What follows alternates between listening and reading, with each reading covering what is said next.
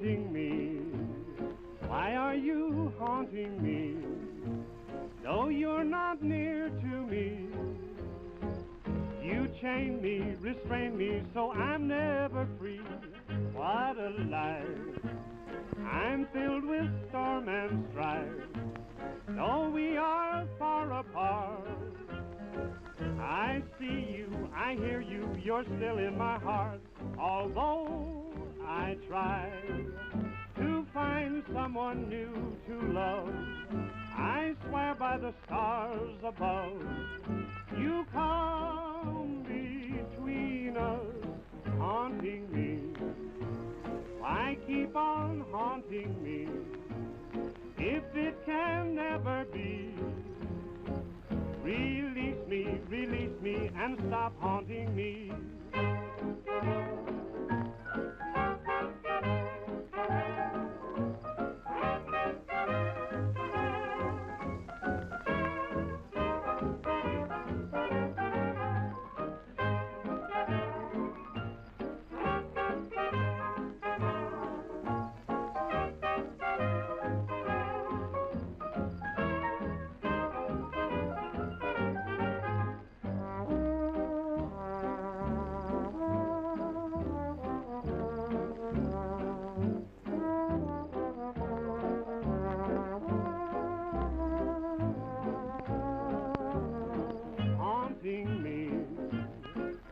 Keep on haunting me if it can never be. Release me, and stop haunting me.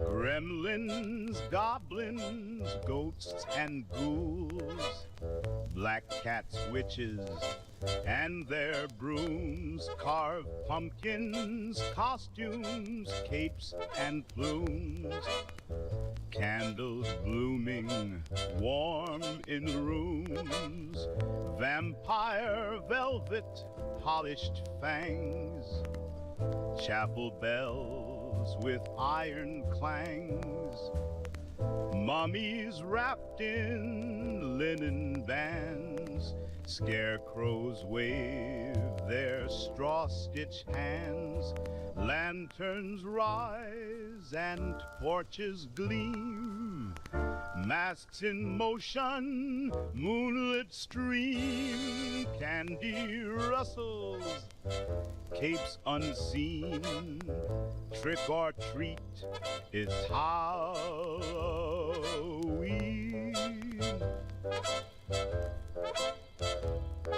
Spiders weave a window lace, ravens mutter, owls keep pace, candy corn and caramel rings, doorbells peal while kettle sings, lanterns rise and porches gleam, masks in motion, moonlit stream, candy rustles, capes unseen, trick or treat,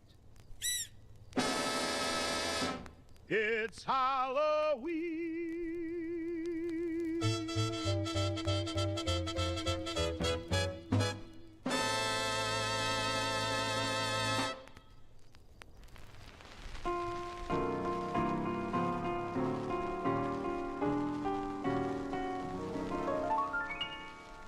I need your love so badly. I love you so madly. For I don't stand a ghost of a chance with you.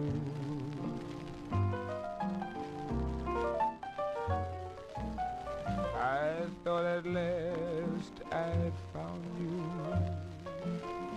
but other loves surround you, and I don't stand a ghost of a chance with you.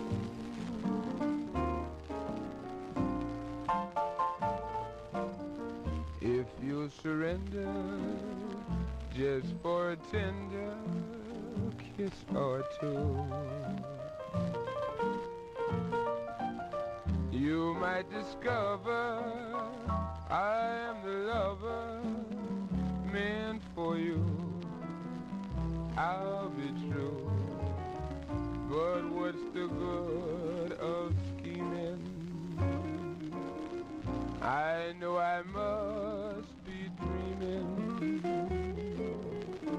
for I don't stand a ghost of a chance with you.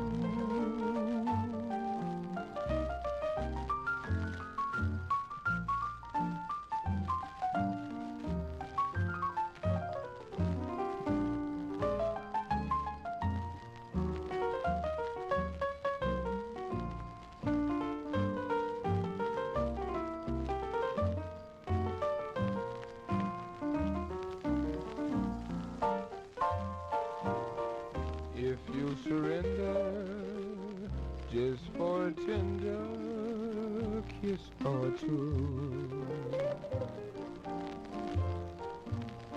you might discover I am the lover meant for you. I'll be true, but what's the good of scheming? I know I must be dreaming, for I don't stand a ghost of a chance with you.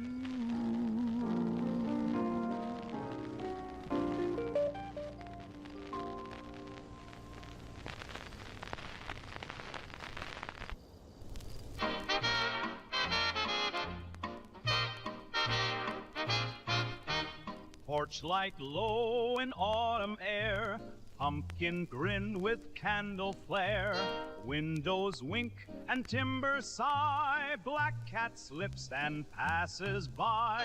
Strike a match, the shadows lean, orange stars on Halloween. Tip your stem like hat rim fine, lead us to the party line. Jack-o'-lantern light the lane, beat that jitter in my vein. Snap and sway 2 steps to 5, teach the moon the pumpkin jive. Hold me close and keep the time, band is hot and bells will chime. Jack-o'-lantern brave and bright, make the night behave tonight.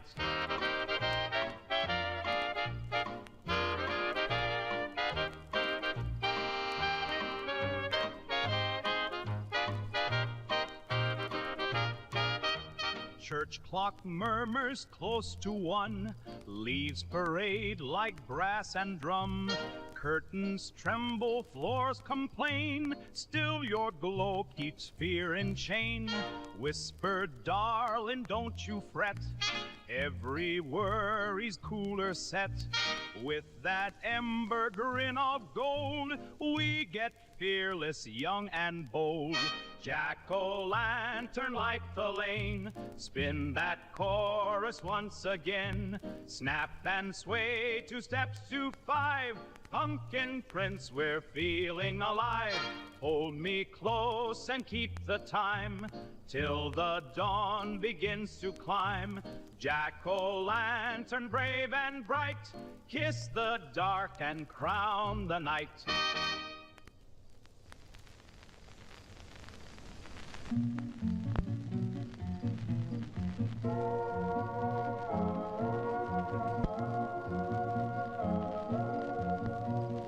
Hobos round the campfire, they tell their tales to you.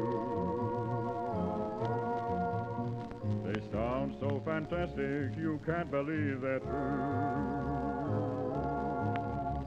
But Pod, they are travelers and cover lots of ground. Listen to their awful story of an old ghost town.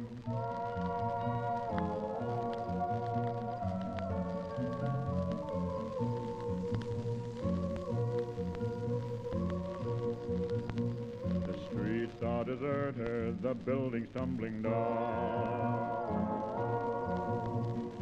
Mute at the graveyard, the spooks are chasing round. The cry of the coyote, the only living sound. Boys and their horses left the old ghost town.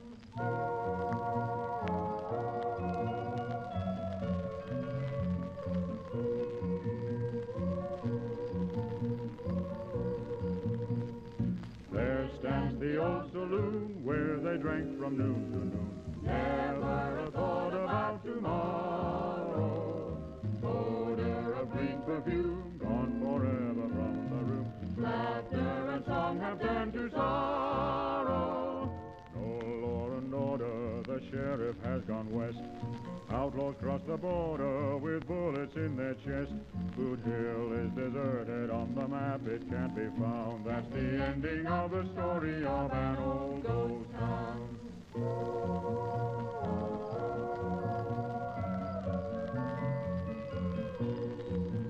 That's the ending of the story of an old ghost town.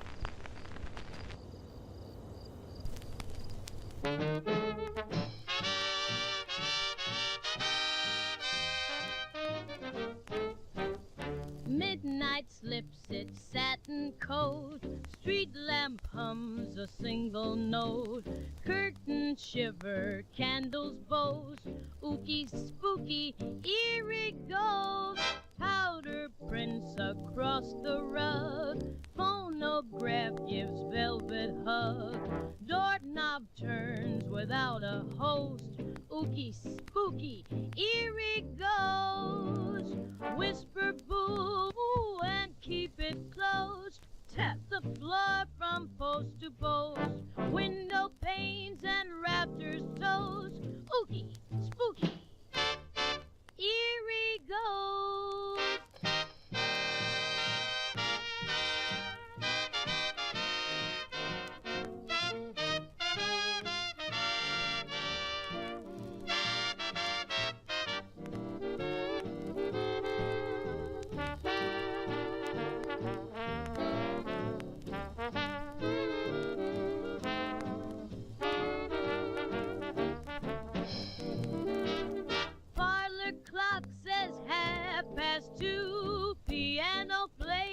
No one do.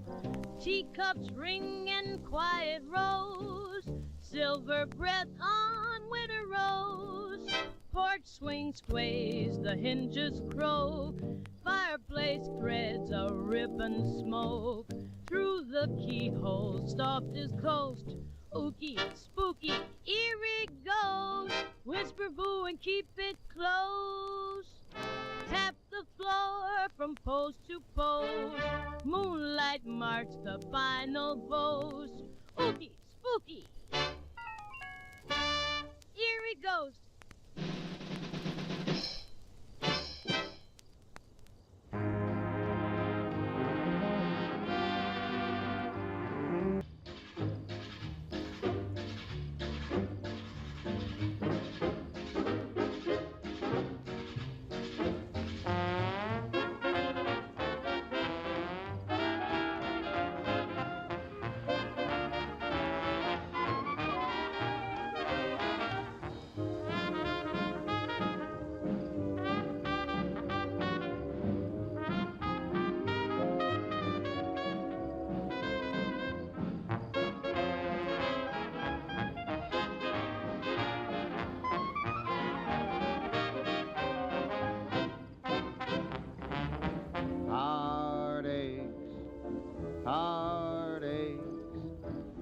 Does it matter how my heart breaks? I should be happy with someone new, but my heart aches for you.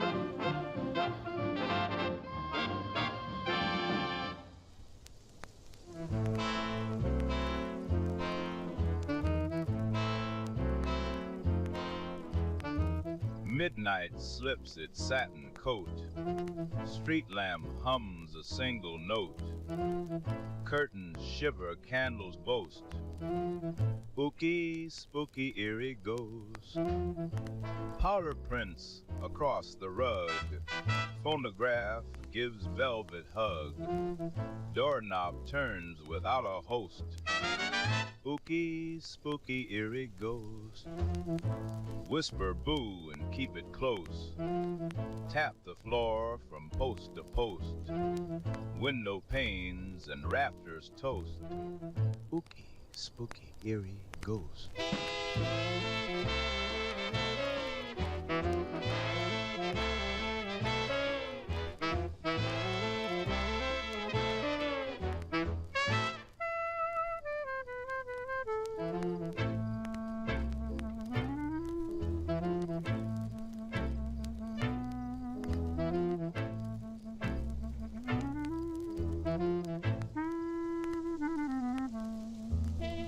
Parlor clock says 2:30. Piano plays with no one due. Teacups ring in quiet rows. Silver breath on winter rose. Porch swing sways, the hinges croak. Fireplace threads a ribbon smoke. Through the keyhole, soft as coast. Spooky, spooky, eerie ghost. Whisper boo and keep it close. Tap the floor from post to post. Moonlight marks the final boast. Spooky, spooky, eerie ghost.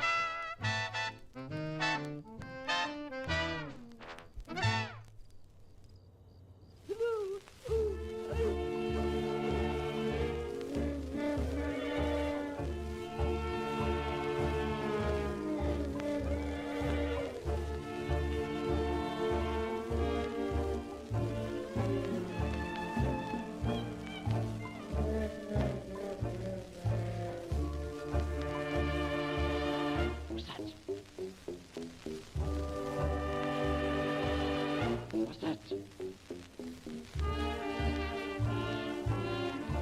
Look behind you. Look behind you.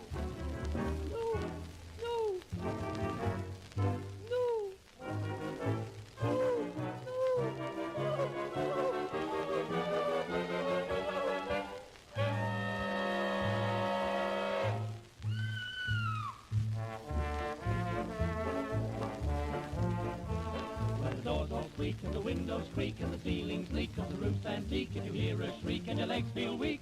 It's the haunted house. It's a dismal moan like a weird trombone and the old ham bone is suddenly thrown. You are all alone with the great unknown in the haunted house. There's only one good spirit, it's the spirit in the bottle. With shaking hands you pull the cork and pour some down your throttle. There's a crank of chains and the smell of brains and a gory stain where the duke was slain. If you've got chilblains and varicose veins in the haunted house. From the old oak beam hangs a corpse you seem to feel a wet stream with a sinister gleam, and you wake with a scream from a horrible dream of the haunted house. But a cavalier with a dreadful leer tries to disappear through a chiffonier, and you cling with fear to the chandelier. It's the haunted house. The air is full of clammy claws that clutch you by the collar. So gargle night and morning just in case you have to holler. There are lights and slights and awful frights in flesh being tights. But at dead of night comes a woman in white, so you're quite all right in the haunted house. When the old church clock strikes 12, there's a knock with a sudden shock. You remember the lock on the door, there's a crock, oh why do you mock at the haunted house?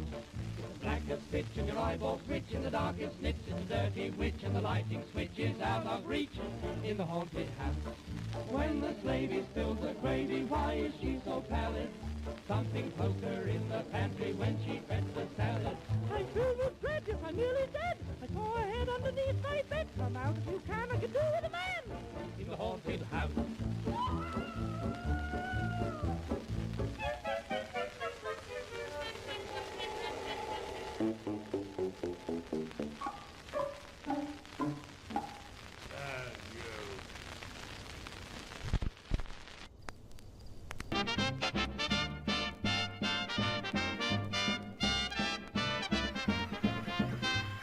Lights wink on cobweb lanes, footsteps hush like autumn rain.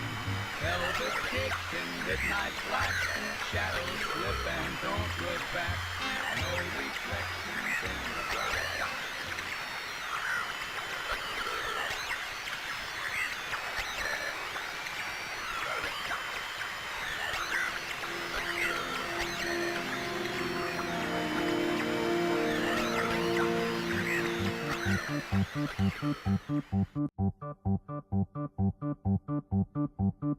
Happy, happy Halloween, Halloween, Halloween. Happy, happy Halloween, silver shamrock.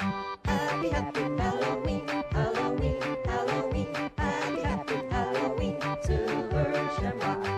It's almost time, kids. The clock is ticking.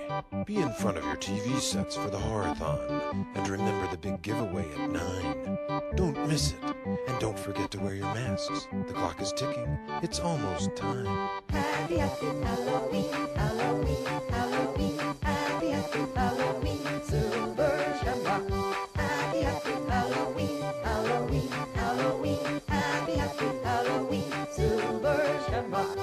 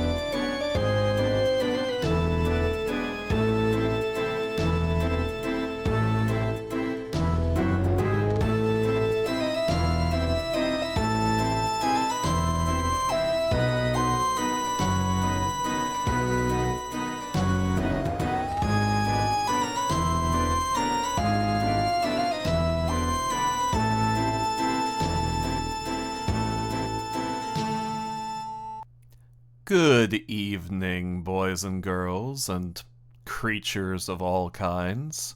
Welcome to the Halloween Spooky Stoker stream. I am, of course, as always, your host, Stoker Bramwell. And tonight, we are doing stories instead of a game. So, I thought for a while about what would be the appropriate way to start this. I've decided, I do believe, that I am actually going to be doing the spooky stories not just tonight, but also Saturday and Sunday as well. Because, as far as I'm aware, Halloween this year is a 3-day weekend.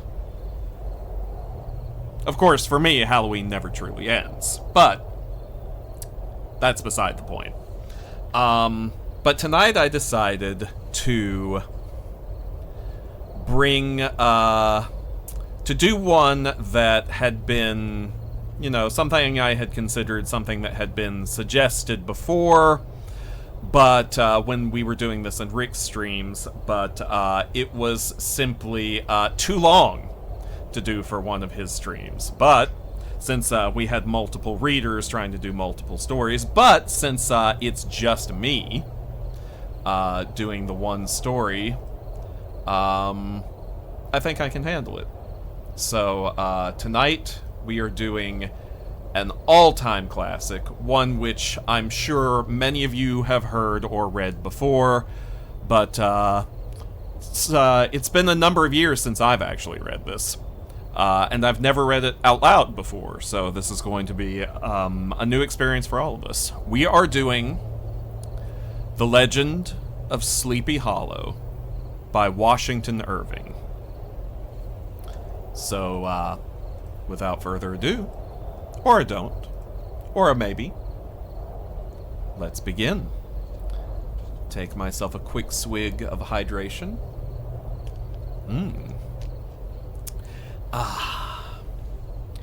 AB negative. Chef's kiss. Found among the papers of the late Diedrich Knickerbocker. A pleasing land of drowsy head it was, of dreams that wave before the half-shut eye, and of gay castles in the clouds that pass, forever flushing round a summer sky. Castle of Indolence.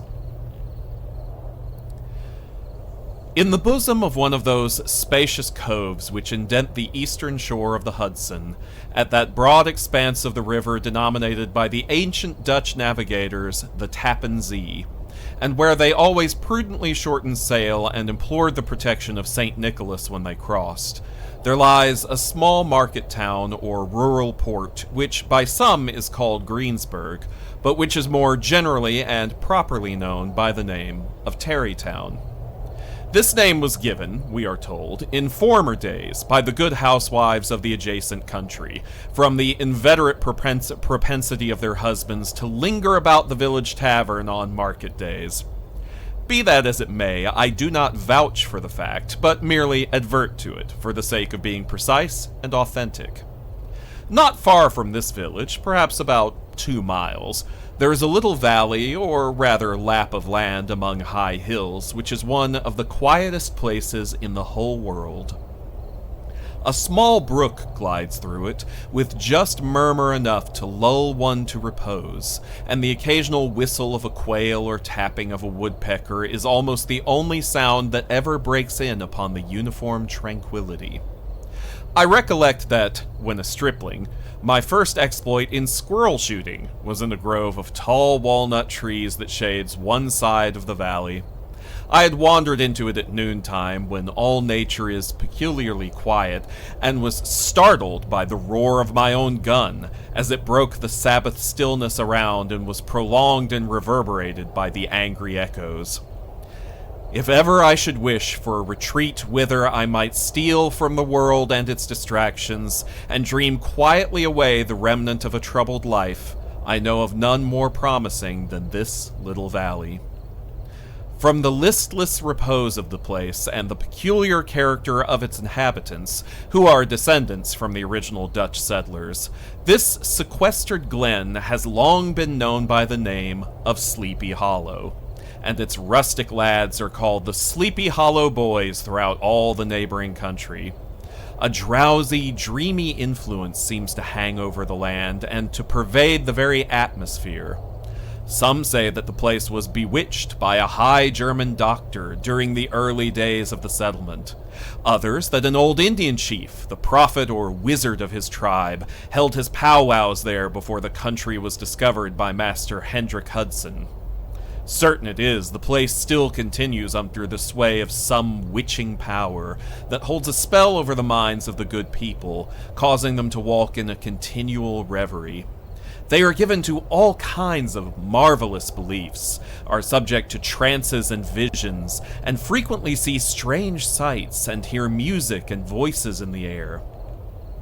The whole neighborhood abounds with local tales, haunted spots, and twilight superstitions. Stars shoot and meteors glare oftener across the valley than in any other part of the country, and the nightmare with her whole ninefold seems to make it the favorite scene of her gambols. The dominant spirit, however, that haunts this enchanted region, and seems to be the commander-in-chief of all the powers of the air, is the apparition of a figure on horseback without a head. It is said by some to be the ghost of a Hessian trooper, whose head had been carried away by a cannonball in some nameless battle during the Revolutionary War, and who is ever and anon seen by the country folk hurrying along in the gloom of night as if on the wings of the wind. His haunts are not confined to the valley, but extend at times to the adjacent roads, and especially to the vicinity of a church at no great distance. Indeed, certain of the most authentic historians of those parts, who have been careful in collecting and collating the floating facts concerning this specter, allege that the body of the trooper, having been buried in the churchyard, the ghost rides forth to the scene of battle in nightly quest of his head, and that the rushing speed with which he sometimes passes along the hollow like a midnight blast is owing to his being belated and in a hurry to get back to the churchyard before daybreak. Such is the general purport of this legendary superstition, which has furnished materials for many a wild story in that region of shadows, and the specter is known at all the country firesides by the name of the Headless Horseman of Sleepy Hollow. It is remarkable that the visionary propensity I have mentioned is not confined to the native inhabitants of the valley, but is unconsciously imbibed by everyone who resides there for a time. However wide awake they may have been before they entered that sleepy region, they are sure, in a little time, to inhale the witching influence of the air and begin to grow imaginative, to dream dreams and see apparitions. I mention this peaceful spot with all possible laud, for it is in such little retired Dutch valleys, found here and there embosomed in the great state of New York, that population, manners, and customs remain fixed, while the great torrent of migration and improvement, which is making such incessant changes in other parts of this restless country, sweeps by them unobserved. They are like those little nooks of still water which border a rapid stream, where we may see the straw and bubble riding quietly at anchor, or slowly revolving in their mimic harbor, undisturbed by the rush of the passing current. Though many years have elapsed since I trod the drowsy shades of Sleepy Hollow, I question whether I should not still find the same trees and the same families vegetating in its sheltered bosom. In this byplace of nature, there abode, in a remote period of American history, that is to say, some 30 years since, a worthy wight by the name of Ichabod Crane, who sojourned, or, as he expressed it, tarried, in Sleepy Hollow, for the purpose of instructing the children of the vicinity. He was a native of Connecticut, a state which supplies the Union with pioneers for the mind as well as for the forest, and sends forth yearly its legions of frontier woodmen and country schoolmasters. The cognomen of Crane was not inapplicable to his person. He was tall, but exceedingly lank, with narrow shoulders, long arms and legs, hands that dangled a mile out of his sleeves, feet that might have served for shovels, and his whole frame most loosely hung together. His head was small and flat at top, with huge ears, large green glassy eyes, and a long snipe nose, so that it looked like a weathercock perched upon his spindle neck to tell which way the wind blew. To see him striding along the profile of a hill on a windy day with his clothes bagging and fluttering about him, one might have mistaken him for the genius of famine descending upon the earth, or some scarecrow eloped from a cornfield. His schoolhouse was a low building of one large room, rudely constructed of logs, the windows partly glazed and partly patched with leaves of old copybooks. It was most ingeniously secured at vacant hours by a withe twisted in the handle of the door and stakes set against the window shutters, so that though a thief might get in with perfect ease, he would find some embarrassment in getting out. An idea most probably borrowed by the architect Jost van Houten from The Mystery of an Eel Pot. The schoolhouse stood in a rather lonely but pleasant situation, just at the foot of a woody hill with a brook running close by, and a formidable birch tree growing at one end of it. From hence, the low murmur of his pupils' voices, conning over their lessons, might be heard in a drowsy summer's day, like the hum of a beehive, interrupted now and then by the authoritative voice of the master, in the tone of menace or command, or, peradventure, by the appalling sound of the birch, as he urged some tardy loiterer along the flowery path of knowledge. Truth to say, he was a conscientious man, and ever bore in mind the golden maxim, spare the rod and spoil the child. Ichabod Crane scholars certainly were not spoiled.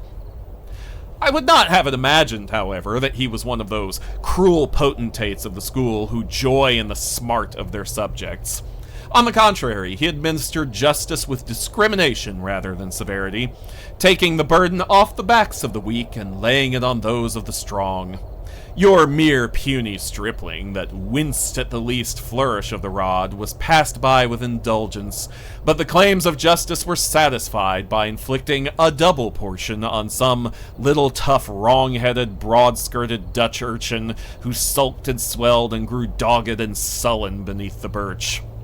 All this he called doing his duty by their parents, and he never inflicted a chastisement without following it by the assurance so consolatory to the smarting urchin that he would remember it and thank him for it the longest day he had to live. When school hours were over, he was even the companion and playmate of the larger boys, and on holiday afternoons would convoy some of the smaller ones home, who happened to have pretty sisters or good housewives for mothers, noted for the comforts of the cupboard. Indeed, it behooved him to keep on good terms with his pupils. The revenue arising from his school was small, and would have been scarcely sufficient to furnish him with daily bread, for he was a huge feeder, and though lank, had the dilating powers of an anaconda. But to help out his maintenance, he was, according to country custom in those parts, boarded and lodged at the houses of the farmers whose children he instructed. With these, he lived successively a week at a time, thus going the rounds of the neighborhood with all his worldly effects tied up in a cotton handkerchief. That all this might not be too onerous on the purses of his rustic patrons, who are apt to consider the costs of schooling a grievous burden, and schoolmasters as mere drones, he had various ways of rendering himself both useful and agreeable. He assisted the farmers occasionally in the lighter labors of their farms, helped to make hay, mended the fences, took the horses to water, drove the cows from pasture, and cut wood for the winter fire. He laid aside, too, all the dominant dignity and absolute sway with which he lorded it in his little empire, the school, and became wonderfully ingratiating, gentle and ingratiating. He found favor in the eyes of the mothers by petting the children, particularly the youngest, and like the lion bold, that's a typo, while whom so magnanimously the lamb did hold, he would sit with a child on one knee and rock a cradle with his foot for whole hours together. In addition to his other vocations, he was the singing master of the neighborhood, and picked up many bright shillings by instructing the young folks in psalmody. It was a matter of no little vanity to him on Sundays to take his station in front of the church gallery with a band of chosen singers, where, in his own mind, he completely carried away the palm from the parson. Certain it is, his voice resounded far above all the rest of the congregation, and there are peculiar quavers still to be heard in that church, and which may even be heard half a mile off, quite to the opposite side of the mill pond on a still Sunday morning, which are said to be legitimately descended from the nose of Ichabod Crane. Thus, by diverse little makeshifts, in that ingenious way which is commonly denominated by hook and by crook, the worthy pedagogue got on tolerably enough, and was thought, by all who understood nothing of the labor of head work, to have a wonderfully easy life of it. The schoolmaster is generally a man of some importance in the female circle of a rural neighborhood, being considered a kind of idle, gentleman-like personage of vastly superior taste and accomplishments to the rough country swains, and indeed inferior in learning only to the parson. His appearance, therefore, is apt to occasion some little stir at the tea-table of a farmhouse, and the addition of a supernumerary dish of cakes or sweetmeats, or, peradventure, the parade of a silver teapot. Our man of letters, therefore, was particularly happy in the smiles of all the country damsels. How he would figure among them in the churchyard between services on Sundays, gathering grapes for them from the wild vines that overran the surrounding trees, reciting for their amusement all the epitaphs on the tombstones, or sauntering with a whole bevy of them along the banks of the adjacent mill pond, while the more bashful country bumpkins hung sheepishly back, envying his superior elegance and address. From his half-itinerant life, also, he was a kind of traveling gazette, carrying the whole budget of local gossip from house to house, so that his appearance was always greeted with satisfaction. He was, moreover, esteemed by the women as a man of great erudition, for he had read several books quite through, and was a perfect master of Cotton Mather's History of New England Witchcraft, in which, by the way, he most firmly and potently believed. He was, in fact, an odd mixture of small shrewdness and simple credulity. His appetite for the marvelous and his powers of digesting it were equally extraordinary, and both had been increased by his residence in this spellbound region. No tale was too gross or monstrous for his capacious swallow. It was often his delight, after his school was dismissed in the afternoon, to stretch himself on the rich bed of clover bordering the little brook that whimpered by his schoolhouse, and there con over old Mather's dreadful tales, until the gathering dusk of evening made the printed page a mere mist before his eyes. Then, as he wended his way by swamp and stream and awful woodland to the farmhouse where he happened to be quartered, every sound of nature at that witching hour fluttered his excited imagination. The moan of the whippoorwill from the hillside, the boding cry of the tree-toad, that harbinger of storm, the dreary hooting of the screech-owl, or the sudden rustling in the thicket of birds frightened from their roost. The fireflies, too, which sparkled most vividly in the darkest places, now and then startled him, as one of uncommon brightness would stream across his path, and if, by chance, a huge blockhead of a beetle came winging his blundering flight against him, the poor varlet was ready to give up the ghost with the idea that he was struck with a witch's token. His only resource on such occasions, either to drown thought or drive away evil spirits, was to sing psalm tunes, and the good people of Sleepy Hollow, as they sat by their doors of an evening, were often filled with awe at hearing his nasal melody, in linked sweetness long drawn out, floating from the distant hill or along the dusky road.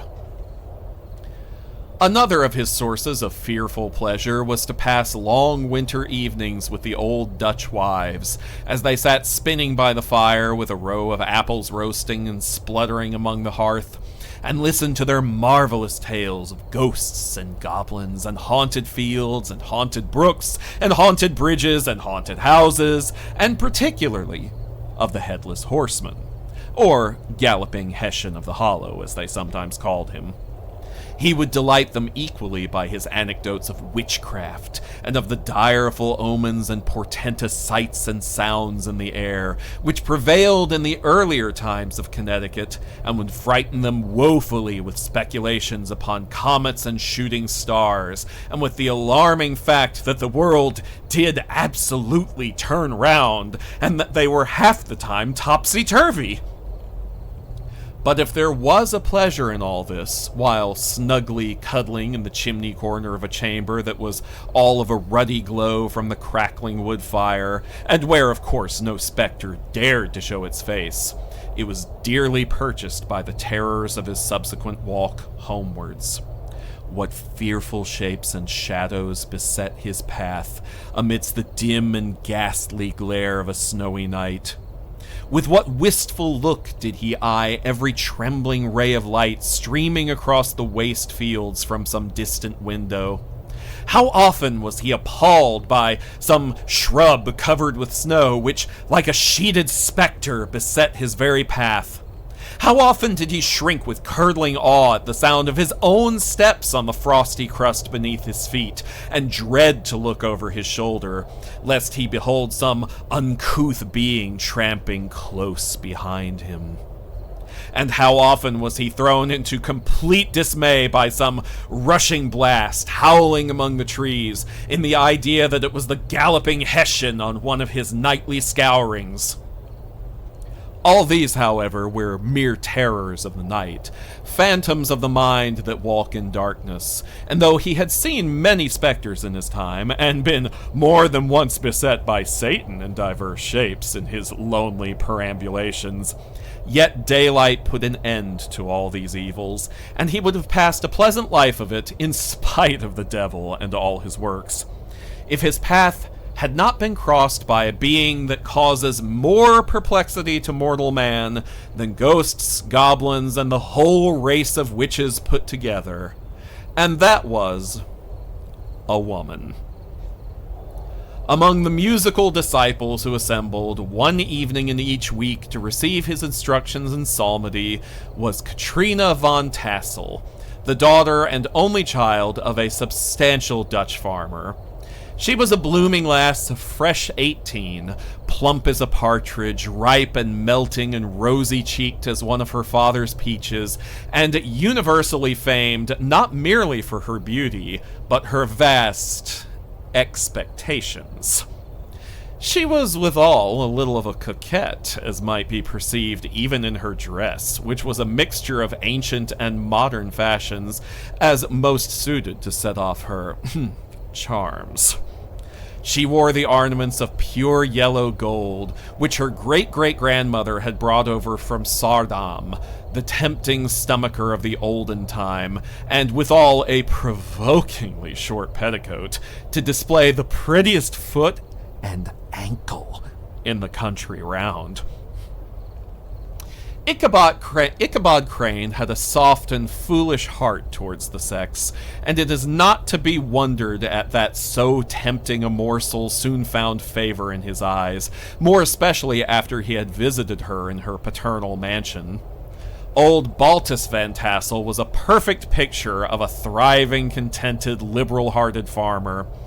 He seldom, it is true, sent either his eyes or his thoughts beyond the boundaries of his own farm, but within those everything was snug, happy, and well-conditioned.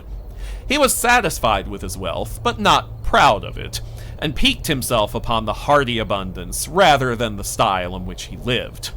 His stronghold was situated on the banks of the Hudson, in one of those green-sheltered, fertile nooks in which the Dutch farmers are so fond of nestling.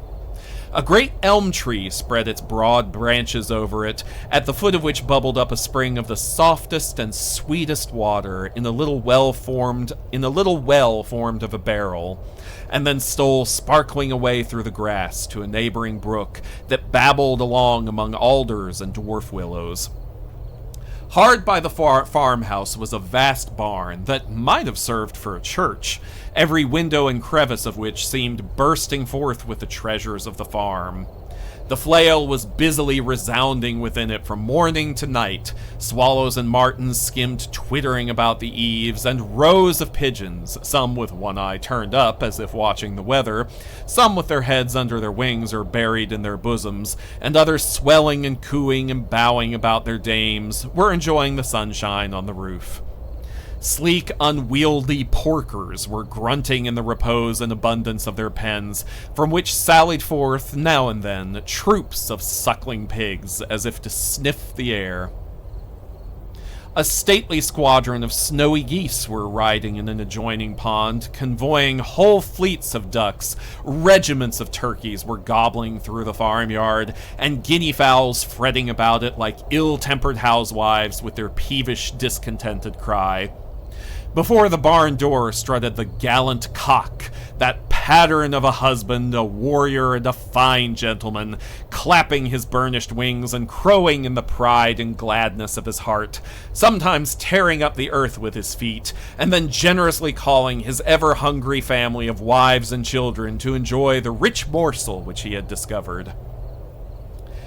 The pedagogue's mouth watered as he looked upon this sumptuous promise of luxurious winter fare.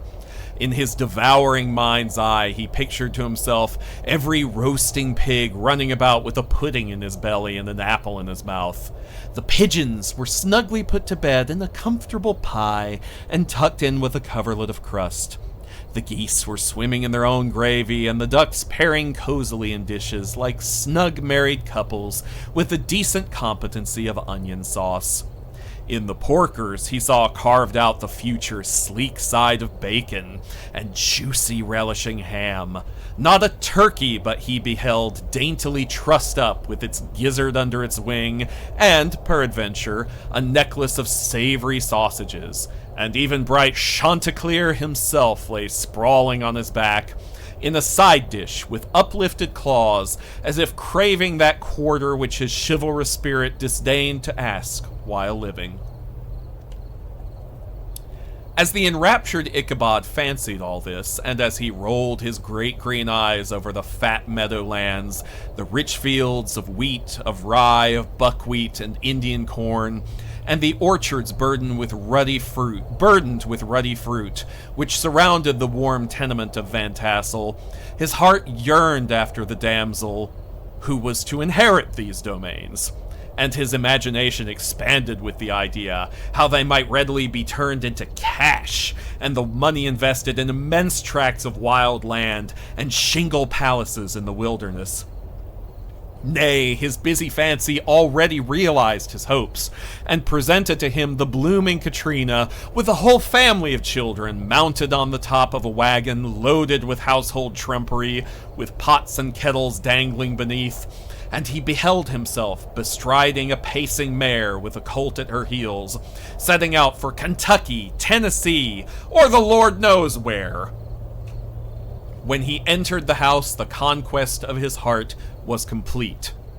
It was one of those spacious farmhouses with high-ridged but lowly sloping roofs, built in the style handed down from the first Dutch settlers, the low projecting eaves forming a piazza along the front, capable of being closed up in bad weather. Under this were hung flails, harness, various utensils of husbandry, and nets for fishing in the neighboring river.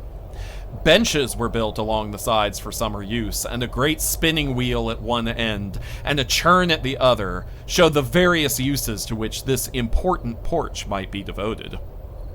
From this piazza, the wondering Ichabod entered the hall, which formed the center of the mansion, and the place of usual residence. Here rows of resplendent pewter, ranged on a long dresser, dazzled his eyes. In one corner stood a huge bag of wool, ready to be spun. In another, a quantity of linsey-woolsey, just from the loom. Ears of Indian corn and strings of dried apples and peaches hung in gay festoons along the walls, mingled with the gaud of red peppers, and a door left ajar gave him a peep into the best parlor, where the claw-footed chairs and dark mahogany tables shone like mirrors. Andirons with their accompanying shovel and tongs glistened from their covert of asparagus tops. Mock oranges and conch shells decorated the mantelpiece. Strings of various colored birds' eggs were suspended above it. A great ostrich egg was hung from the center of the room, and a corner cupboard, knowingly left open, displayed immense treasures of old silver and well-mended china. From the moment Ichabod laid his eyes upon these regions of delight, the peace of his mind was at an end, and his only study was how to gain the affections of the peerless daughter of Van Tassel. In this enterprise, however, he had more real difficulties than generally fell to the lot of a knight-errant of yore, who seldom had anything but giants, enchanters, fiery dragons, and such like easily conquered adversaries to contend with, and had to make his way merely through gates of iron and brass and walls of adamant to the castle keep where the lady of his heart was confined. All which he achieved as easily as a man would carve his way to the center of a Christmas pie, and then the lady gave him her hand as a matter of course. Ichabod, on the contrary, had to win his way to the heart of a country coquette, beset with a labyrinth of whims and caprices, which were forever presenting new difficulties and impediments. And he had to encounter a host of fearful adversaries of real flesh and blood, the numerous rustic admirers who beset every portal to her heart, keeping a watchful and angry eye upon each other, but ready to fly out in the common cause against any new competitor. Among these, the most formidable was a burly, roaring, roistering blade of the name of Abraham, or, according to the Dutch abbreviation, Brom van Brunt, the hero of the country road, which rang with his feats of strength and hardihood. He was broad-shouldered and double-jointed, with short curly black hair and a bluff but not unpleasant countenance, having a mingled air of fun and arrogance. From his Herculean frame and great powers of limb, he had received the nickname of Brom Bones, by which he was universally known. He was famed for great knowledge and skill in horsemanship, being as dexterous on horseback as a Tartar. He was foremost at all races and cockfights, and with the ascendancy which bodily strength always acquires in rustic life, was the umpire in all disputes, setting his hat on one side and giving his decisions with an air and tone that admitted of no gainsay or appeal. He was always ready for either a fight or a frolic, but had more mischief than ill will in his composition, and with all his overbearing roughness there was a strong dash of waggish good humor at bottom. He had 3 or 4 boon companions who regarded him as their model, and at the head of whom he scoured the country, attending every scene of feud or merriment for miles round. In cold weather he was distinguished by a fur cap, surmounted with a flaunting fox's tail, and when the folks at a country gathering descried this well-known crest at a distance, whisking about among a squad of hard riders, they always stood by for a squall. Sometimes his crew would be heard dashing along past the farmhouses at midnight, with whoop and halloo like a troop of Don Cossacks, and the old dames, startled out of their sleep, would listen for a moment till the hurry-scurry had clattered by, and then exclaim, "Aye, there goes Brom Bones and his gang." The neighbors looked upon him with a mixture of awe, admiration, and goodwill, and when any madcap prank or rustic brawl occurred in the vicinity, always shook their heads and warranted Brom Bones was at the bottom of it.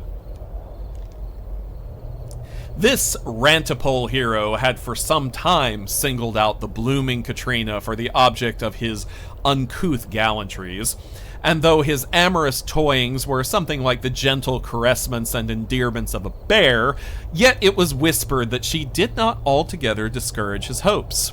Certain it is, his advances were signals for rival candidates to retire, who felt no inclination to cross a lion in his amours.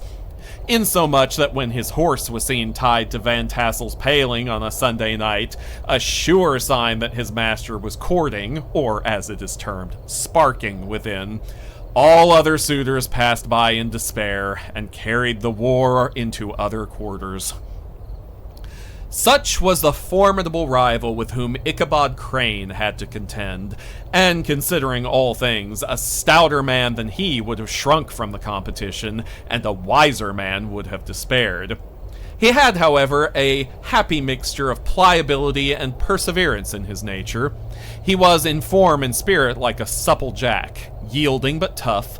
Though he bent, he never broke, and though he bowed beneath the slightest pressure, yet the moment it was away, jerk, he was as erect and carrying his head as high as ever. There are so many things in these old stories that sound so different to modern sensibilities, don't they? To have taken the field openly against his rival would have been madness, for he was not a man to be thwarted in his amours, any more than that stormy lover Achilles. Ichabod, therefore, made his advances in a quiet and gently insinuating manner.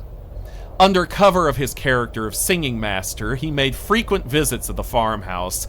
Not that he had anything to apprehend from the meddlesome interference of parents, which is so often a stumbling block in the path of lovers. Balt Van Tassel was an easy, indulgent soul. He loved his daughter better even than his pipe, and, like a reasonable man and an excellent father, let her have her way in everything. His notable little wife, too, had enough to do to attend to her housekeeping and manage her poultry, for, as she sagely observed, ducks and geese are foolish things and must be looked after, but girls can take care of themselves. Thus, while the busy dame bustled about the house or plied her spinning wheel at one end of the piazza, honest Balt would sit smoking his evening pipe at the other, watching the achievements of a little wooden warrior who, armed with a sword in each hand, was most valiantly fighting the wind on the pinnacle of the barn. In the meantime, Ichabod would carry on his suit with the daughter by the side of the spring under the great elm, or sauntering along in the twilight, that hour so favorable to the lover's eloquence.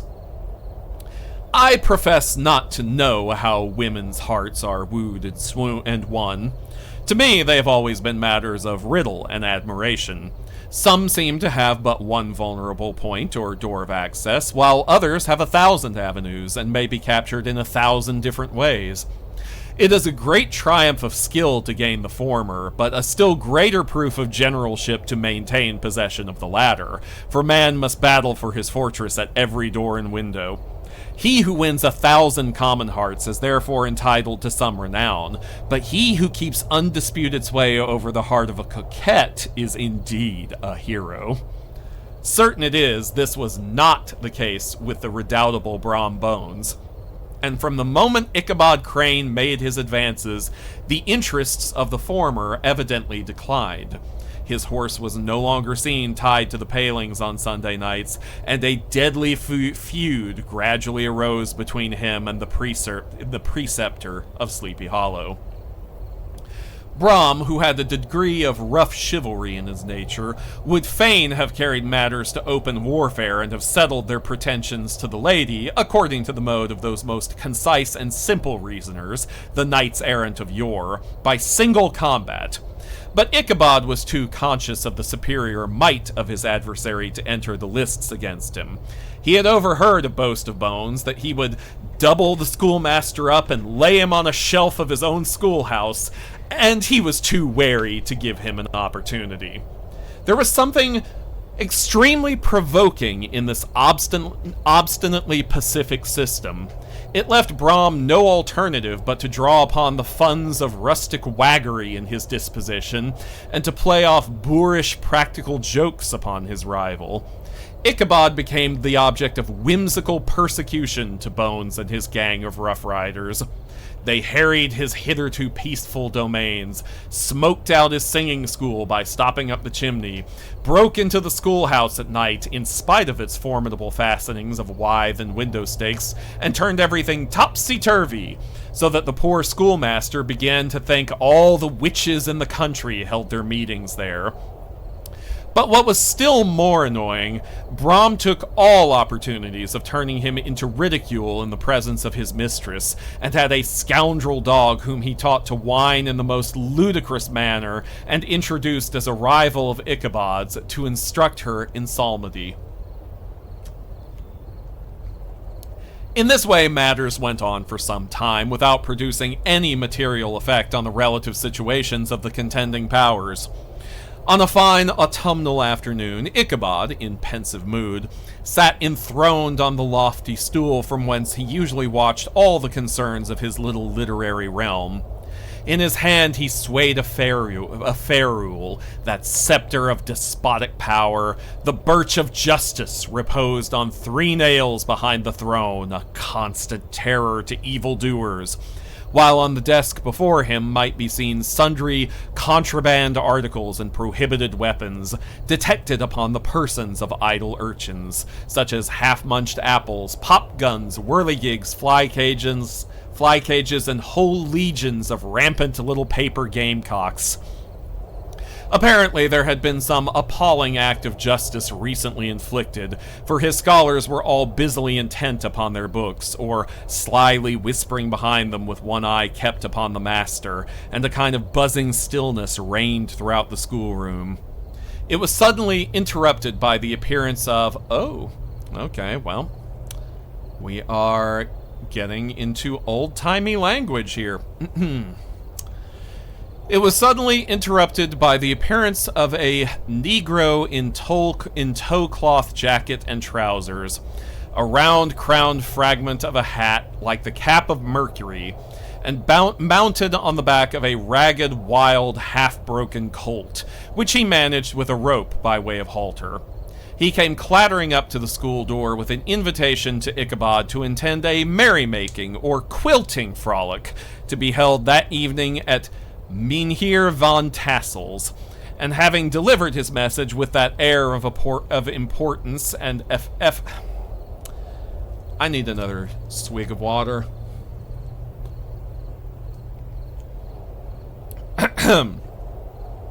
Also, this next part is a little racist. I shouldn't be surprised. And having delivered his message with that air of importance and effort at fine language which a Negro is apt to display on petty embassies of the kind, he dashed over the brook and was seen scampering away up the hollow, full of the importance and hurry of his mission. Yeah. That aged absolutely wonderfully. All was now bustle and hubbub in the late, quiet schoolroom. The scholars were hurried through their lessons without stopping at trifles. Those who were nimble skipped over half with impunity, and those who were tardy had a smart application now and then in the rear to quicken their speed or help them over a tall word. Books were flung aside without being put away on the shelves, inkstands were overturned, benches thrown down, and the whole school was turned loose an hour before the usual time, bursting forth like a legion of young imps, yelping and racketing about the green in joy at their early emancipation. The gallant Ichabod now spent at least an extra half hour at his toilet. Again, some of this stuff sounds a lot different to modern sensibilities. Brushing and furbishing up his best, and indeed only suit of rusty black, and arranging his locks by a bit of a broken looking-glass that hung up in the schoolhouse.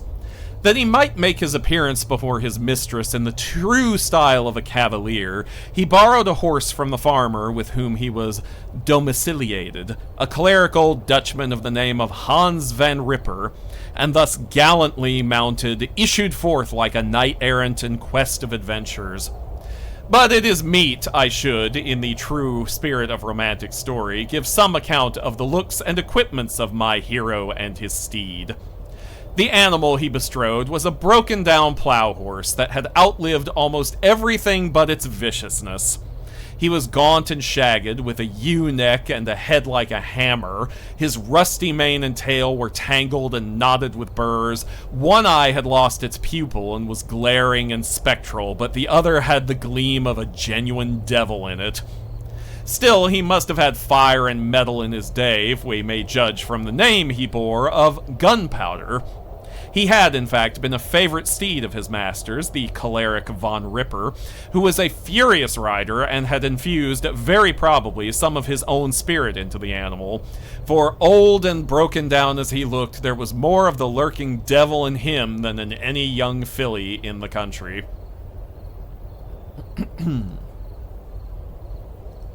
One moment. Okay. Oh no, I lost the tab. There it is. Ichabod was a suitable figure for such a steed. He rode with short stirrups, which brought his knees nearly up to the pommel of the saddle. His sharp elbows stuck out like grasshoppers. He carried his whip perpendicularly in his hand, like a scepter, and as his horse jogged on, the motion of his arms was not unlike the flapping of a pair of wings. A small wool hat rested on the top of his nose, for so his scanty strip of forehead might be called, and the skirts of his black coat fluttered out almost to the horse's tail.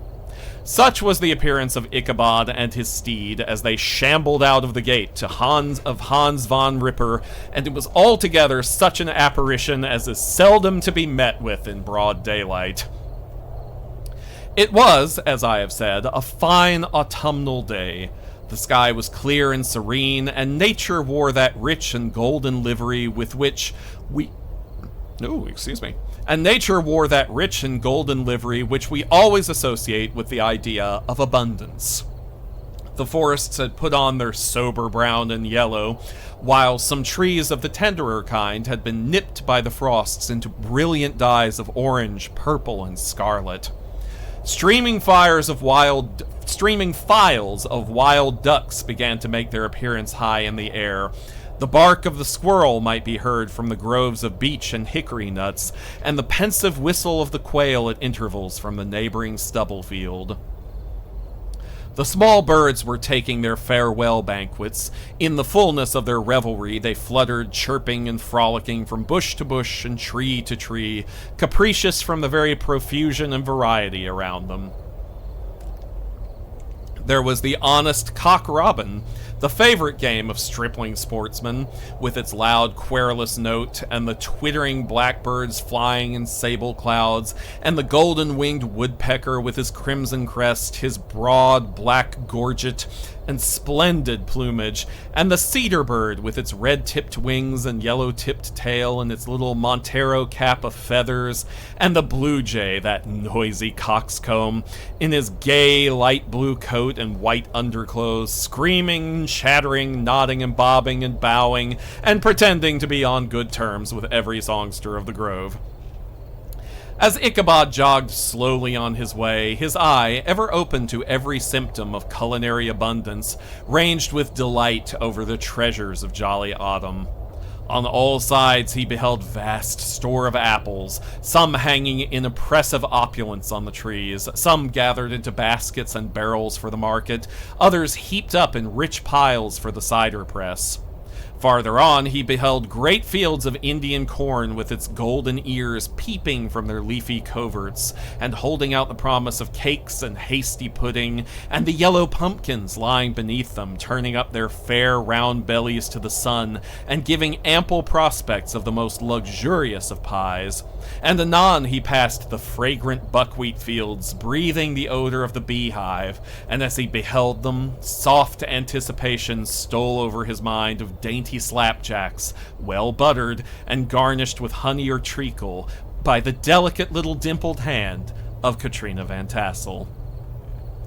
Thus feeding his mind with many sweet thoughts and sugared suppositions, he journeyed along the sides of a range of hills which look out upon some of the goodliest scenes of the mighty Hudson.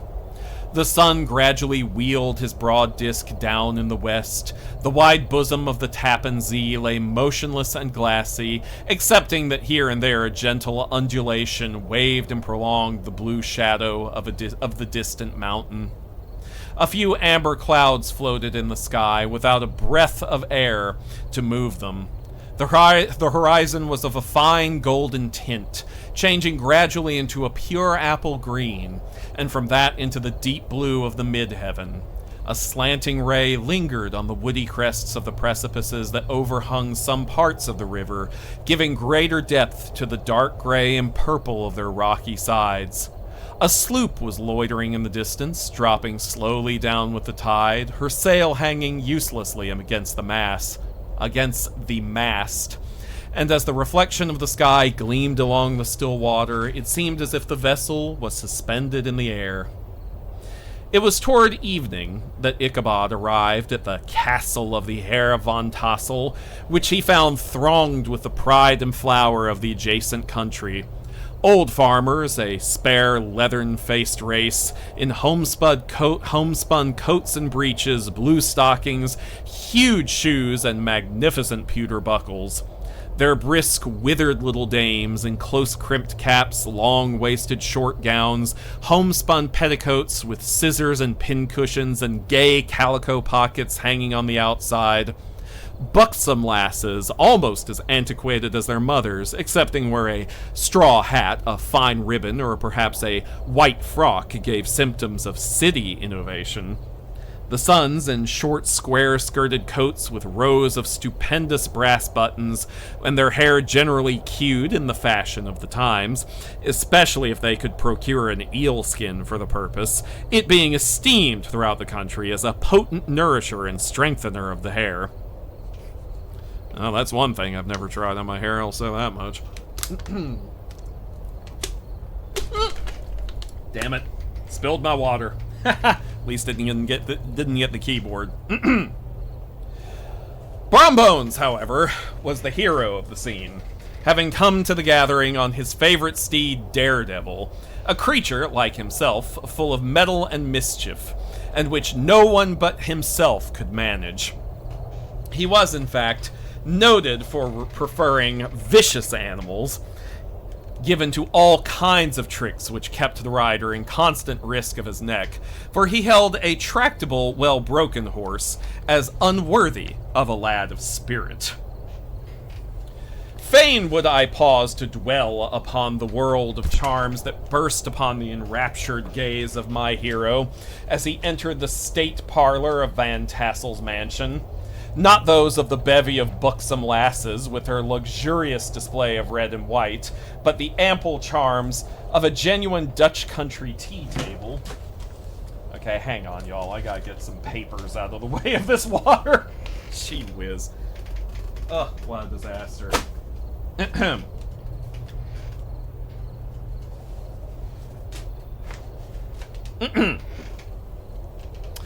Fain would I pause to dwell upon the world of charms that burst upon the enraptured gaze of my hero as he entered the state parlor of Van Tassel's mansion, not those of the bevy of buxom lasses with their luxurious display of red and white, but the ample charms of a genuine Dutch country tea table in the sumptuous time of autumn. Such heaped-up platters of cakes of various and almost indescribable kinds, known only to experienced Dutch housewives. There was the dowdy donut, the tender, oily click, and the crisp and crumbling cruller. Say that 3 times fast. Sweet cakes and shortcakes, ginger cakes and honey cakes, and the whole family of cakes. And then there were apple pies and peach pies and pumpkin pies, besides slices of ham and smoked beef, and moreover delectable dishes of preserved plums and peaches and pears and quinces. Not to mention broiled shad and roasted chickens, together with bowls of milk and cream, all mingled higgledy-piggledy, pretty much as I have enumerated them, with the motherly teapot setting up its clouds of vapor from the midst. Heaven bless the mark! I want breath and time to discuss this banquet as it deserves, and am too eager to get on with my story. Happily, Ichabod Crane was not in so great a hurry as his historian, but did ample justice to every dainty.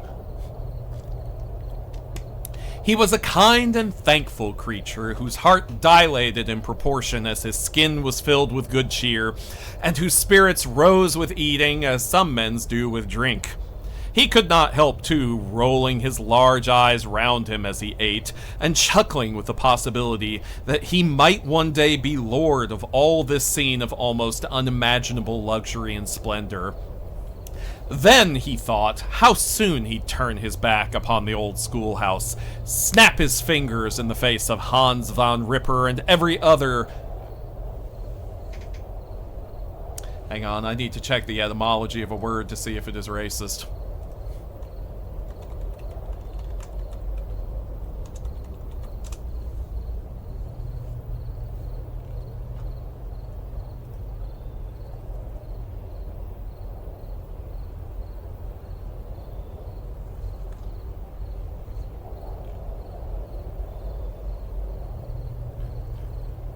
Okay, it doesn't look like it has a connection to a certain other unfortunate word. It just has a it's just slightly homophonic with it, not homophobic. So I'm going to go ahead and say it. Do not cancel me if it turns out that I am wrong about the etymology, and this is, however, somehow connected with the similar sounding slur. Okay. I'm a good bat. Then he thought how soon he'd turn his back upon the old schoolhouse, snap his fingers in the face of Hans von Ripper and every other niggardly patron, and kick any itinerant pedagogue out of doors that should dare to call him comrade. Old Baltus Van Tassel moved about among his guests with a face dilated with content and good humor, round and jolly as the harvest moon. His hospitable attentions were brief but expressive, being confined to a shake of the hand, a slap on the shoulder, a loud laugh, and a pressing invitation to fall to and help themselves. And now the sound of the music from the common room, or hall, summoned to the dance. The musician was an old gray-headed Negro who had been the itinerant orchestra of the neighborhood for more than half a century. His instrument was as old and battered as himself. The greater part of the time he scraped on 2 or 3 strings, accompanying every movement of the bow with a motion of the head, bowing almost to the ground and stamping with his foot whenever a fresh couple were to start. Ichabod prided himself upon his dancing as much as upon his vocal powers. Not a limb, not a fiber about him was idle, and to have seen his loosely hung frame in full motion and clattering about the room, you would have thought St. Vitus himself, that blessed patron of the dance, was figuring before you in person. Hang on.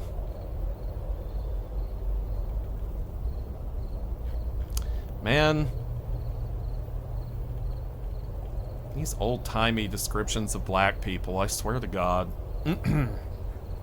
Again, nobody cancel me. At least I'm not reading about Lovecraft's fucking cat, okay? He was the admiration of all the Negroes, who, having gathered of all ages and sizes from the farm and the neighborhood, stood forming a pyramid of shining black faces at every door and window, gazing with delight at the scene, rolling their white eyeballs and showing grinning rows of ivory from ear to ear.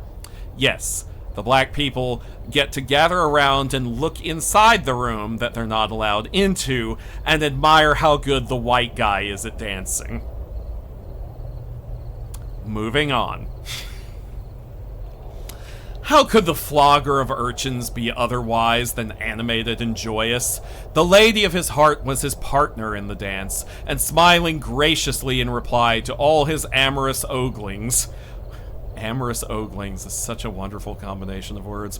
While Brombones, sorely smitten with love and jealousy, sat brooding by himself in one corner. When the dance was at an end, Ichabod was attracted to a knot of the sager folks, who, with old Van Tassel, sat smoking at one end of the piazza, gossiping over former times and drawing out long stories about the war. This neighborhood, at the time of which I am speaking, was one of those highly favored places which abound with chronicle and great men. The British and American line had run near it during the war. It had, therefore, been the scene of marauding and infested with refugees, cowboys, and all kinds of border chivalry. Just sufficient time had elapsed to enable each storyteller to dress up his tale with a little becoming fiction, and, in the indistinctness of his recollection, to make himself the hero of every exploit. There was the story of Doffu Martling, a large blue-bearded Dutchman who had nearly taken a British frigate with an old iron 9-pounder from a mud breastwork, only that his gun burst at the 6th discharge. And there was an old gentleman who shall be nameless, being too rich a mynheer to be lightly mentioned, who, in the Battle of White Plains, being an excellent master of defense, parried a musket ball with a small sword, insomuch that he absolutely felt it whiz round the blade and glance off at the hilt, in proof of which he was ready at any time to show the sword, with the hilt a little bent. There were several more that had been equally great in the field, not one of whom but was persuaded that he had a considerable hand in bringing the war to a happy termination.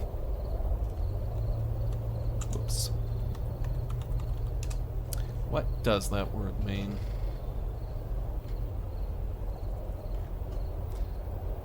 Male Netherlander. Okay, so how is it actually pronounced? I've been saying Meneer. How's it actually pronounced?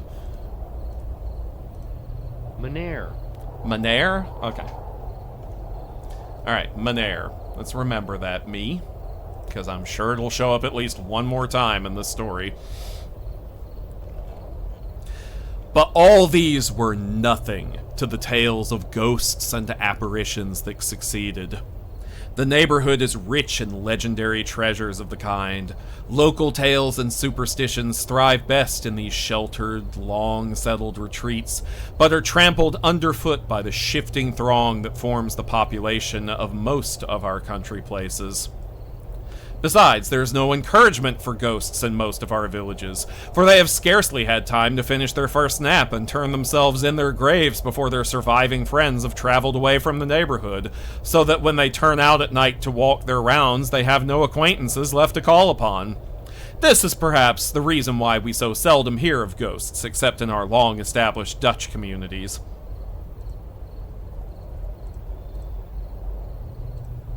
The immediate cause, however, of the prevalence of supernatural stories in these parts was doubtless owing to the vicinity of Sleepy Hollow. There was a contagion in the very air that blew from that haunted region, and it breathed forth an atmosphere of dreams and fancies infecting all the land. Several of the Sleepy Hollow people were present at Van Tassel's, and, as usual, were doling out their wild and wonderful legends. Many dismal tales were told about funeral trains and mourning cries, and wailings heard and seen about the great tree where the unfortunate Major Andre was taken, and which stood in the neighborhood. Some mention was also made of the woman in white that haunted the dark glen at Raven Rock, and was often heard to shriek on winter nights before a storm, having perished there in the snow. The chief part of the stories, however, turned upon the favorite specter of Sleepy Hollow, the Headless Horseman, who had been heard several times of late patrolling the country, and, it was said, tethered his horse nightly among the graves in the churchyard. The sequestered situation of this church seems to have made it a favorite haunt of troubled spirits. It stands on a knoll surrounded by locust trees and lofty elms, from among which its decent whitewashed walls shine modestly forth, like Christian purity beaming through the shades of retirement. A gentle slope descends from it to a silver sheet of water bordered by high trees, between which peeps may be caught at the blue hills of the Hudson. To look upon its grass-grown yard where the sunbeams seem to sleep so quietly, one might think that there at least the dead might rest in peace. On one side of the church extends a wide, woody dell, along which raves a large brook among broken rocks and trunks of fallen trees. Over a deep part of the stream, not far from the church, was formerly thrown a wooden bridge. The road that led to it and the bridge itself were thickly shaded by overhanging trees, which cast a gloom about it, even in the daytime, but occasioned a fearful darkness at night. Such was one of the favorite haunts of the Headless Horseman, and the place where he was most frequently encountered. The tale was told of old Brober, a most heretical disbeliever in ghosts, how he met the horseman returning from his foray into Sleepy Hollow and was obliged to get up behind him, how they galloped over bush and brake, over hill and swamp until they reached the bridge, when the horseman suddenly turned into a skeleton, threw old Brewer into the brook, and sprang away over the treetops with a clap of thunder. This story was immediately matched by a thrice marvelous adventure of Brom Bones, who made light of the galloping Hessian as an errant jockey. He affirmed that on returning one night from the neighboring village of Sing Sing, he had been overtaken by this midnight trooper, that he had offered to race with him for a bowl of punch, and should have won it too, for Daredevil beat the goblin horse all hollow, but just as they came to the church bridge, the Hessian bolted and vanished in a flash of fire. All these tales, told in that drowsy undertone with which men talk in the dark, the countenances of the listeners only now and then receiving a casual gleam from the glare of a pipe, sank deep in the mind of Ichabod. He repaid them in kind with large extracts from his invaluable author, Cotton Mather, and added many marvelous events that had taken place in his native state of Connecticut, and fearful sights which he had seen in his nightly walks about Sleepy Hollow. The revel now gradually broke up. The old farmers gathered together their families and their wagons, and were heard for some time rattling along the hollow roads and over the distant hills. Some of the damsels mounted on pillions behind their favorite swains, and their light-hearted laughter, mingling with the clatter of hoofs, echoed along the silent woodlands, sounding fainter and fainter until they gradually died away, and the late scene of noise and frolic was all silent and deserted. Ichabod only lingered behind, according to the custom of country lovers, to have a tete-a-tete with the heiress, fully convinced that he was now on the high road to success. What passed at this interview I will not pretend to say, for in fact I do not know. Something, however, I fear me, must have gone wrong, for he certainly sallied forth after no very great interval with an air quite desolate and chapfallen. Oh, these women, these women! Could that girl have been playing off any of her coquettish tricks? Was her encouragement of the poor pedagogue all a mere sham to secure her conquest of his rival? Heaven only knows, not I. Let it suffice to say, Ichabod stole forth with the air of one who had been sacking a hen roost rather than a fair lady's heart.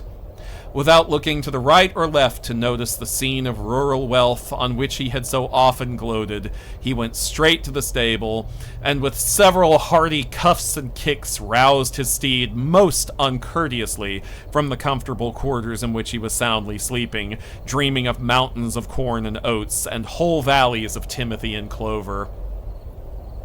It was the very witching time of night that Ichabod, heavy-hearted and crestfallen, pursued his travels homewards along the sides of the lofty hills which rise above Tarrytown, and which he had traversed so cheerily in the afternoon. The hour was as dismal as himself. Far below him the Tappan Zee spread its dusky and indistinct waste of waters, with here and there the tall mast of a sloop riding quietly at anchor under the land. In the dead hush of midnight, he could even hear the barking of the watchdog from the opposite shore of the Hudson, but it was so vague and faint as only to give an idea of his distance from this faithful companion of man. Now and then, too, the long-drawing crow of a cock, accidentally awakened, would sound far, far off from some farmhouse away among the hills, but it was like a dreaming sound in his ear. No signs of life occurred near him, but occasionally the melancholy chirp of a cricket, or perhaps the guttural twang of a bullfrog from a neighboring marsh, as if sleeping uncomfortably and turning suddenly in his bed. All the stories of ghosts and goblins that he had heard in the afternoon now came crowding upon his recollection. The night grew darker and darker.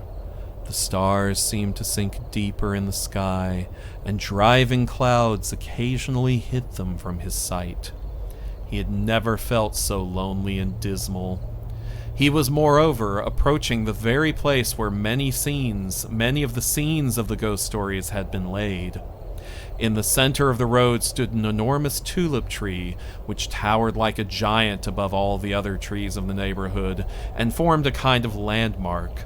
Its limbs were gnarled and fantastic, large enough to form trunks for ordinary trees, twisting down almost to the earth and rising again into the air. It was connected with the tragical story of the unfortunate Andre, who had been taken prisoner hard by and was universally known by the name of Major Andre's tree. The common people regarded it with a mixture of respect and superstition, partly out of sympathy for the fate of its ill-starred namesake, and partly from the tales of strange sights and doleful lamentations told concerning it. As Ichabod approached this fearful tree, he began to whistle. He thought his whistle was answered. It was but a blast sweeping sharply through the dry branches. As he approached a little nearer, he thought he saw something white hanging in the midst of the tree. He paused and ceased whistling, but, on looking more narrowly, perceived that it was a place where the tree had been scathed by lightning, and the white wood laid bare. Suddenly he heard a groan. His teeth chattered, and his knees smote against the saddle. It was but the rubbing of one huge bough upon another as they were swayed about by the branches. He passed the tree in safety, but new perils lay before him. About 200 yards from the tree, a small brook crossed the road, and ran into a marshy and thickly wooded glen known by the name of Wiley's Swamp. A few rough logs laid side by side served for a bridge over this stream. On that side of the road, where the brook entered the wood, a group of oaks and chestnuts, matted thick with wild grapevines, threw a cavernous gloom over it. To pass this bridge was the severest trial. It was at this identical spot that the unfortunate Andre was captured, and under the covert of those chestnuts and vines were the sturdy yeomen concealed who surprised him. This has ever since been considered a haunted stream, and fearful are the feelings of the schoolboy who has to pass it alone after dark. As he approached the stream, quick drink.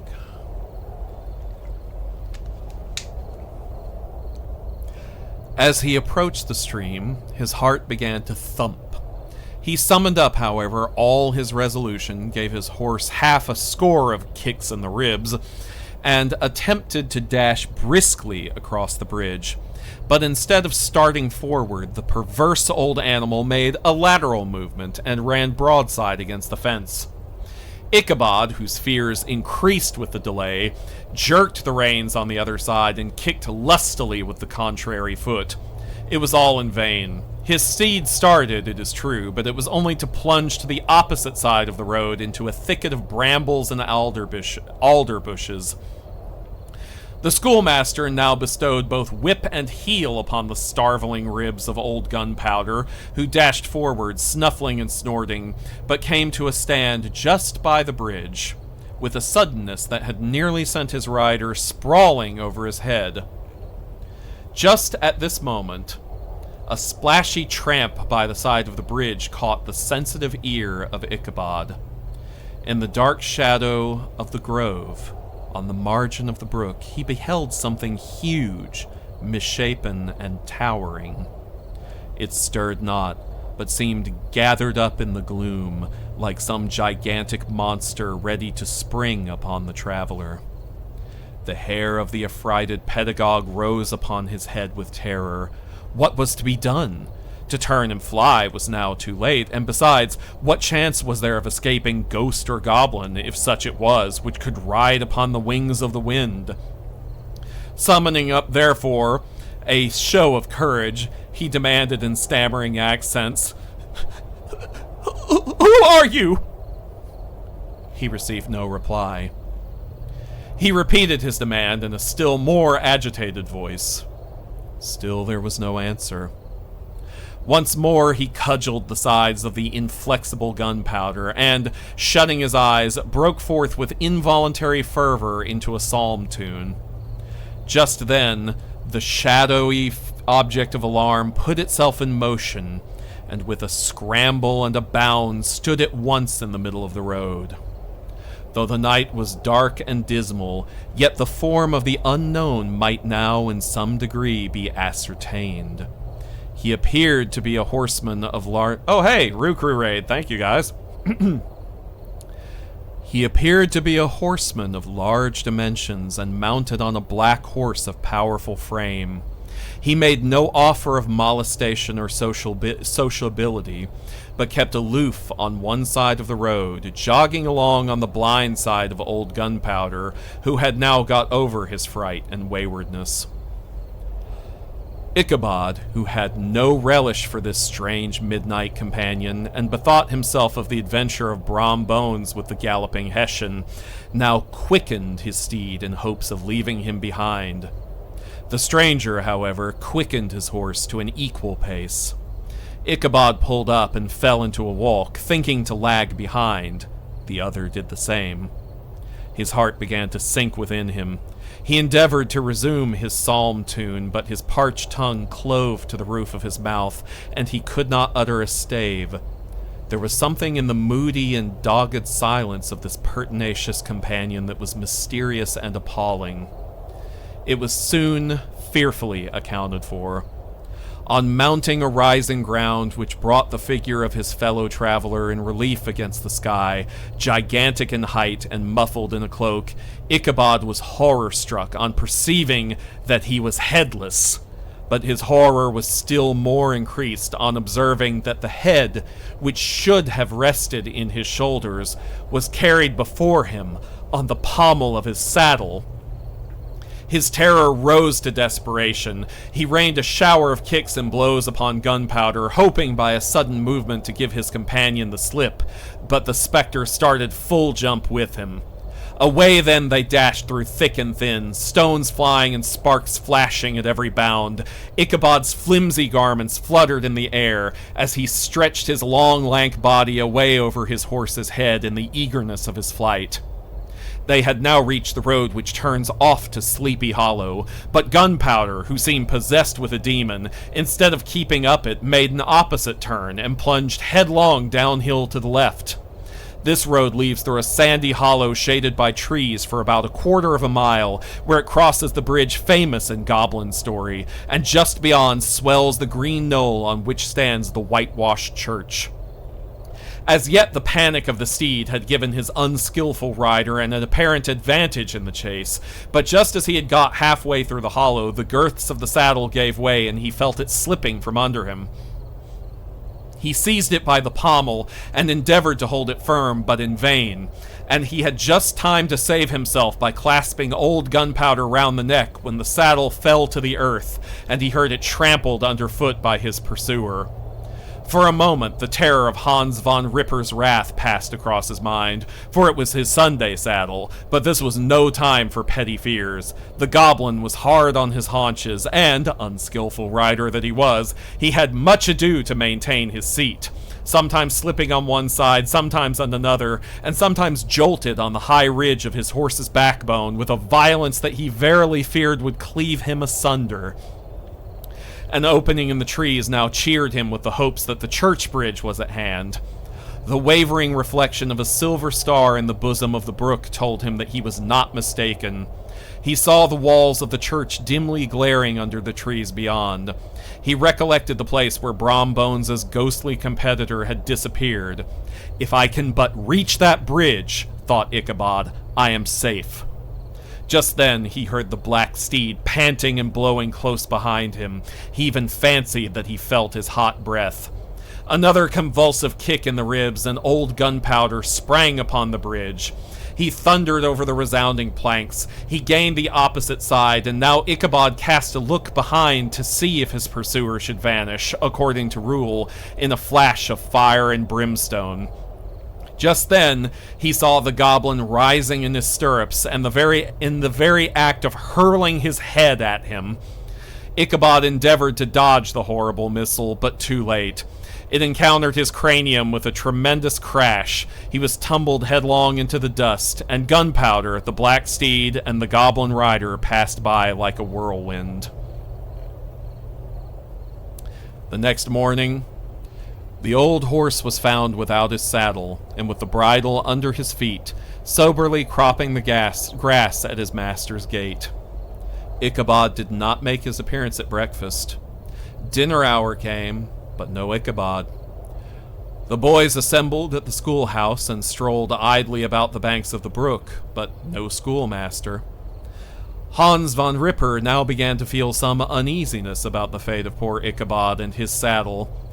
An inquiry was set on foot, and after diligent investigation they came upon his traces.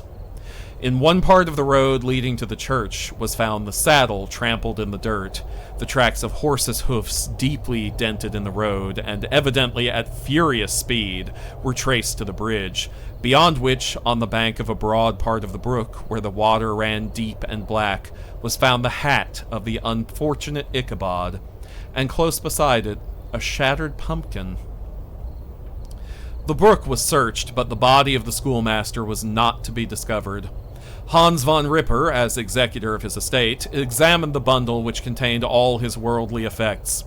They consisted of 2 shirts and a half, 2 stocks for the neck, a pair or 2 of worsted stockings, an old pair of corduroy small clothes, a rusted razor, a book of psalm tunes full of dog's ears, and a broken pitch pipe.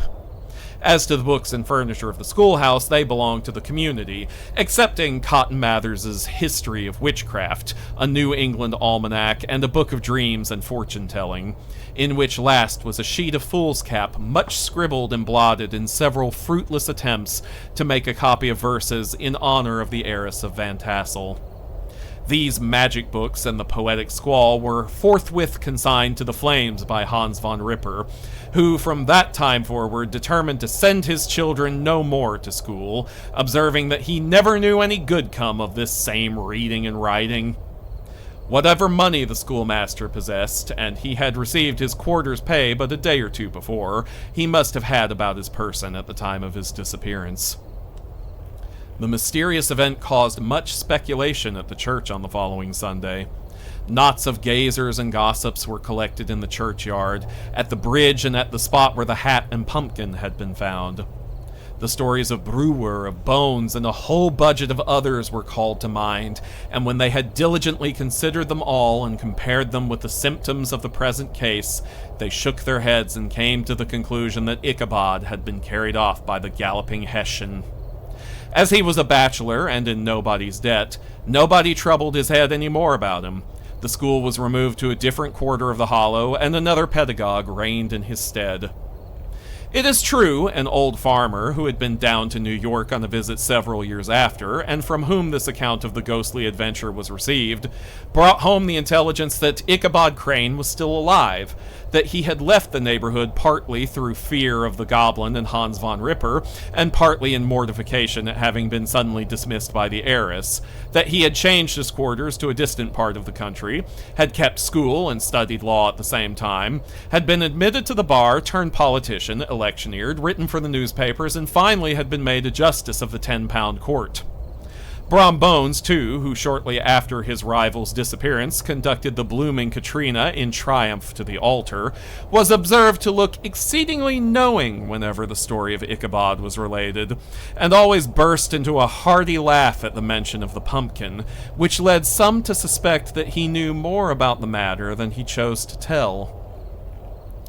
The old country wives, however, who are the best judges of these matters, maintain to this day that Ichabod was spirited away by supernatural means, and it is a favorite story often told about the neighborhood round the winter evening fire.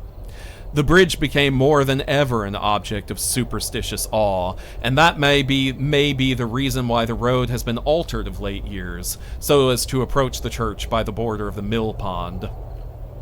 The schoolhouse, being deserted soon, fell to decay, and was reported to be haunted by the ghost of the unfortunate pedagogue, and the ploughboy, loitering homeward of a still summer evening, has often fancied his voice at a distance, chanting a melancholy psalm tune among the tranquil solitudes of Sleepy Hollow. Postscript, found in the handwriting of Mr. Knickerbocker. The preceding tale is given almost in the precise words in which I heard it related at a corporation meeting at the ancient city of Manhattoes, at which were present many of its sagest and most illustrious burghers. The narrator was a pleasant, shabby, gentlemanly old fellow in pepper and salt clothes, with a sadly humorous face, and one whom I strongly suspected of being poor. He made such efforts to be entertaining. When his story was concluded, there was much laughter and approbation, particularly from 2 or 3 deputy aldermen, who had been asleep the greater part of the time. There was, however, one tall, dry-looking old gentleman with beetling eyebrows who maintained a grave and rather severe face throughout, now and then folding his arms, inclining his head, and looking down upon the floor as if turning a doubt over in his mind. He was one of your wary men who never laugh but upon good grounds, when they have reason and law on their side. When the mirth of the rest of the company had subsided and silence was restored, he leaned one arm on the elbow of his chair, and sticking the other akimbo, demanded, with a slight but exceedingly sage motion of the head and contraction of the brow, what was the moral of the story, and what it went to prove. The storyteller, who was just putting a glass of wine to his lips as a refreshment after his toils, paused for a moment, looked at his inquirer with an air of infinite deference, and, lowering the glass slowly to the table, observed that the story was intended most logically to prove that there is no situation in life but has its advantages and pleasures, provided we will but take a joke as we find it. That therefore he that runs races with goblin troopers is likely to have a rough riding of it. Ergo, for a country schoolmaster to be refused the hand of a Dutch heiress is a certain step to high preferment in the state. The cautious old gentleman knit his brows tenfold closer after this explanation, being sorely puzzled by the ratiocination of the syllogism, while, methought, the one in pepper and salt eyed him with something of a triumphant leer. At length he observed that all was very well, but still, he thought the story a little on the extravagant. There were 1 or 2 points on which he had his doubts. "Faith, sir," replied the storyteller, "as to that matter, I don't believe 1/2 of it myself." DK. The end. And there you have it. The Legend of Sleepy Hollow.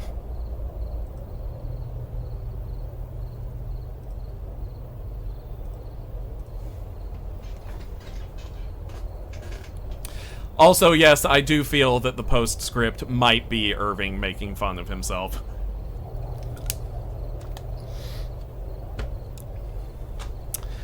So, what did you all think of the reading selection of the evening? Did you find it in... Wow, there's a whole lot of people still in the stream, huh? Jiminy Jillikers. It has been so long since I've read that story in any form, shape, or fashion. So, as I have mentioned previously in this stream, I do intend to do some more stories on the next 2 nights, because Halloween, for me, is not a one-night affair. I have not yet selected for certain my next... selections, but I will be doing them both Saturday and Sunday, and then after that, we're probably moving on to the next game in the Resident Evil series, which would be the remake of Resident Evil 3. I am, however, waiting for Gavi to be available for that, because Gavi is our Resident Evil fan. Our resident Resident Evil fan. If you need a raid recommendation, might I suggest Aoi Vino? Friend of a friend, they're playing RE5 right now. Sure, why not? Let's raid that person. Okay, well, I thank you all for coming out. I hope that you have had a happy Halloween, whatever it is you may have chosen to do with it. And I will see you all again for more spookiness tomorrow night. Everyone have yourselves a good time now.